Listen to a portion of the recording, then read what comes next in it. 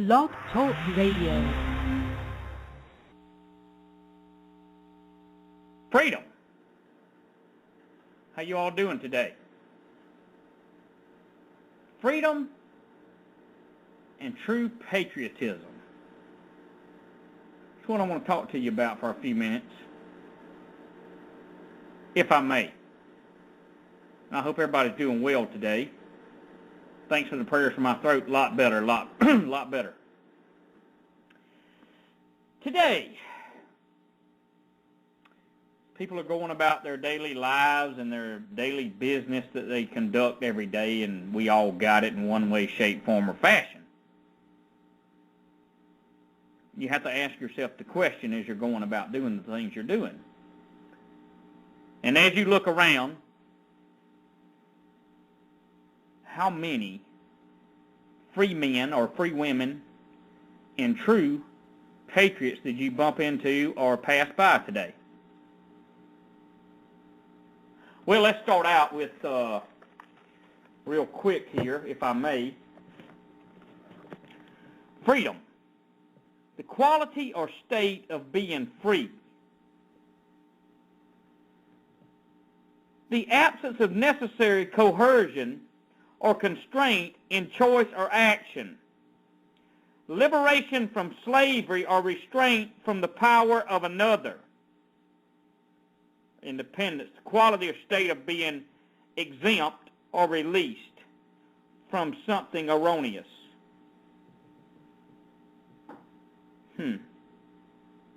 I guess I need to read on? Nah, what's the point? I believe most people know what it means to be a free man or woman and have freedom. And the reality of the fact of the business for today is that we don't have it as a nation.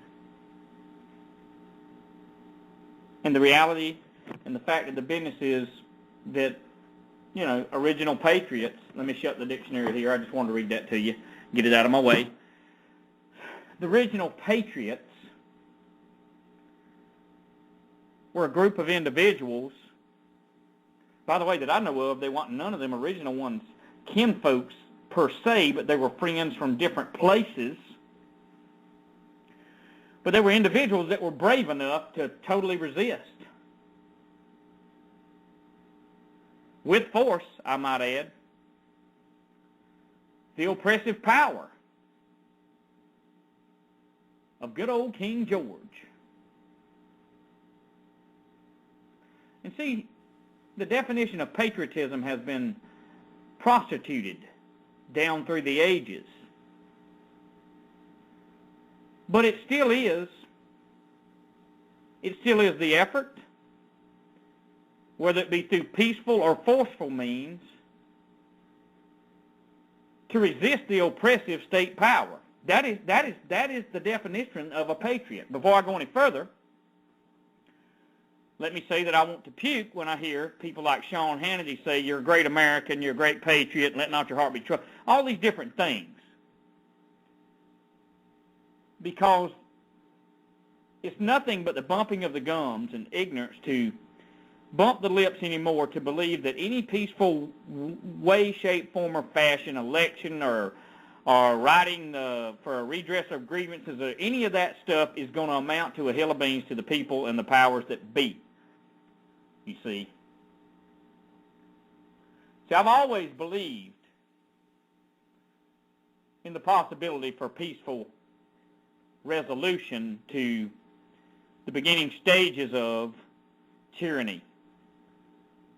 I've always believed that, no doubt, people should give peace a chance, an opportunity to take root, to be nurtured, to be watered, to be watched as it begins to either grow or to be stifled out. And the only way that it can grow is that peace is planted on fertile ground, and that fertile ground, the peace is able to take root and begin to grow and begin to spread and begin to blossom and begin to produce the fruit that will bring forth a harvest of peacefulness and freedom. But yet, in all these past times in recent history, we have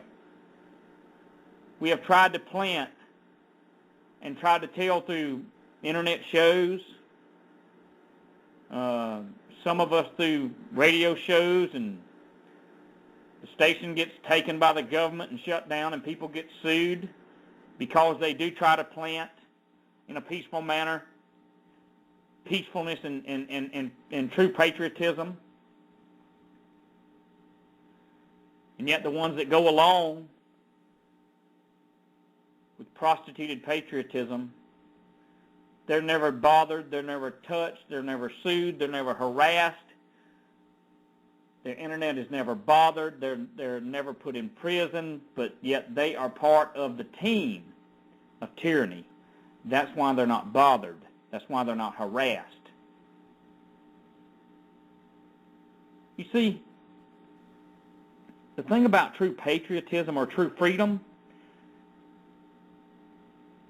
what is the motivation? What is the motivation? I would bring forth things or attributes of the motivations of my desire and willingness to give my life for freedom is that I have a responsibility, and I have a lot of interest, and I have a lot of I have a lot of concerns for my true friends, for my wife, for my kids, that where is their future unless there is a resistance of statism and tyranny and abuse of power. See, I will tell you today, I will tell you right now, this whole thing may be a commentary by me today. This whole 30 minutes, I don't know yet. But I would tell you today that true patriotism is the absolute resistance of abuse of power.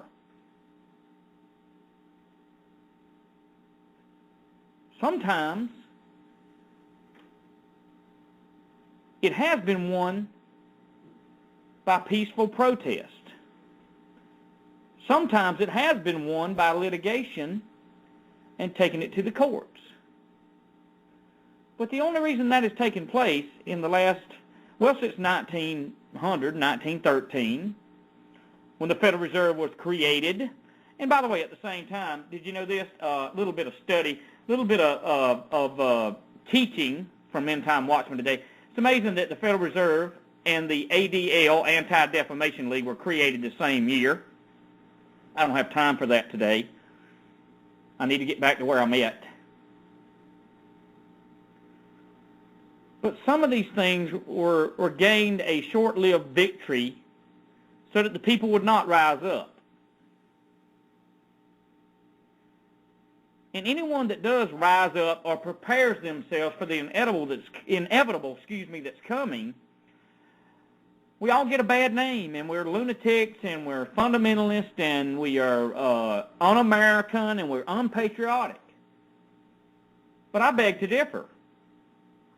Based on the understanding of true freedom and patriotism and honor, I would have to come today to tell you with humility, but yet with steadfastness, that we are the few that are true patriots and freedom lovers. You know, if you want to be patriotic toward the military, then raise holy hail that they be brought back home and they quit being made pigs to the slaughter so that the elite can make money off both sides of the war. If you want to be patriotic, then raise hell that they would be brought back home so that they can do their duty to defend and protect and uphold the Constitution. You see, because the thing about it is they need to be brought home and they need to engage and help us to remove the domestic enemies.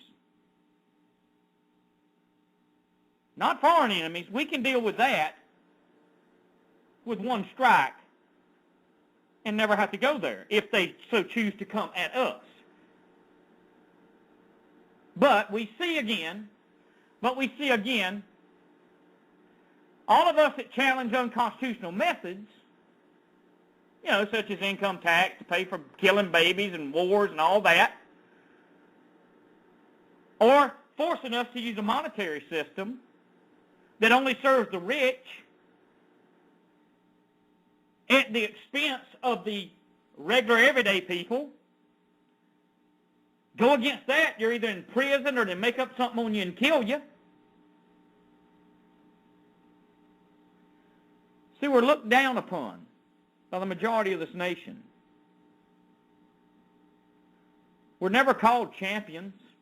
Never. We're never called true people of freedom, ever. But we're called dissidents, malcontents. We're stirring the pot. We're trying to create chaos when in fact we are trying to create peace. And sometimes peace involves a struggle. And sometimes peace involves that if you want liberty, it may cost you your life. Now I would say kindly here that conveniently through television and all these other entertainment factors, most folks have let it slip up on them and bite them in the derriere. And most folks don't have the ability, nor the training, nor the guts to see this thing through, regardless whether we win or lose it. What are we called to do? You see, the thing about it is, people who believe in big government do not believe in freedom. People who believe that the government should take from everyone else they want to and distribute it to those that they desire to, they believe in communism. They believe in socialism. They believe in the very things that Hitler did. They believe in the very things that wicked biblical kings did. They believe in the very things, listen to this, they believe in the very things that gangs do in L.A., Chicago, and many different places. So what they're asking for is let the gangs loose on innocent people. Oh yeah, that's what they're asking for. Let the gangs loose on the innocent, and let the innocent be raped and pillaged, and their money and their goods and their security, let it be stripped from them and give it to us because we worship this fascist Nazi regime called the American government. Certainly, we got a bad trade going on here. We have a culture of corruption.